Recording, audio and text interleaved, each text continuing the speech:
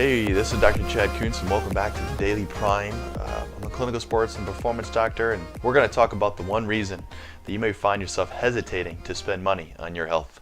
And today we're going to particularly talk about more so what I call movement health, not necessarily just health in general, but your curiosity towards your range of motion, towards how you're moving, the quality of your movement, the compensations that you may have that you're not even sure you have, the way you're sitting, the way you're standing, etc. I think you have to go back to how you were raised and throughout your childhood and all those years growing up where if you got hurt, coach would say, rub some dirt on it, right? Don't worry about it. Or your parents would say, put some ice on it, put some heat on it, don't worry about it. You see, there's that continued tendency of addressing it that way, which is okay, but you have to think about it in the sense of what is that ingraining in your minds? Because as you get older, now all of a sudden you're 40 and you have back pain. What do? Right? Well, you've always just rubbed some dirt on it, so to speak. You've always just rested it. You've always just laid off the things that bothered it, and that was it. You really wouldn't worry about it. So now the fact that you have to go into your wallet and to really invest into your health on your back pain, which has already always gotten better on its own. And by the way, this could be any form of pain. I'm just going to use back as an example.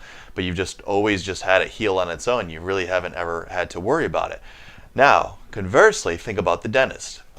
Not to point out the dentist, but they're one who gets into your health right away. Usually you're pretty proactive in this sense if you really value your health, and as a young kid your family has you going to the dentist and you're paying for it, blah blah blah, and all of a sudden when you're 30 or 40 you're still going to the dentist and you're still taking to your health into account, and you're paying for that, and you kind of do it freely, most part, even though we won't get into that, but you can kind of see where I'm going. Like if you've always done something for a long time, it's ingrained in you, it's a part of your pattern, and you really don't hesitate. You just say, well, I've always paid for this. However, when you get hurt, you haven't really always paid for that. So now you have to really be a consumer. You're frustrated and this and that.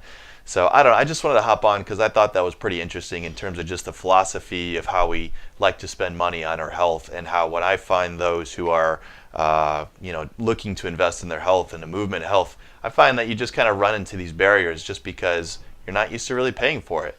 So what's the answer? What do we do about it? I think we have to get more proactive. I think we have to invest in a younger age. I'd like to think that we could invest in our kids even in their middle school or high school years, even if they really don't have a problem, just to have them go in with an expert and check in and just to see how they're moving, learn a little bit more about yourself. And I just think that this has to be kind of consumed in a way that's more of like a dentistry kind of type of way, where you just go on an annual basis, even starting at the ages of 5, 10. There are even pediatric specialists out there that you could go to for a very young age. So this is a huge cultural shift, a mindset shift. I don't expect this to change the world tomorrow, but I did want to kind of let you know where I stand on this and where I think we should stand on this, in the sense that we need to be moving forwards, more so interested in just our movement health. People are happy to pay thousands for liposections and pills and this and that, but really you get one life, you get one body. Doesn't it make sense to learn better, how to move better, and to learn more about yourself earlier on, and to continue to make that a habit? I'll let you guys chew on that. Thanks so much for tuning in. We'll see you next time.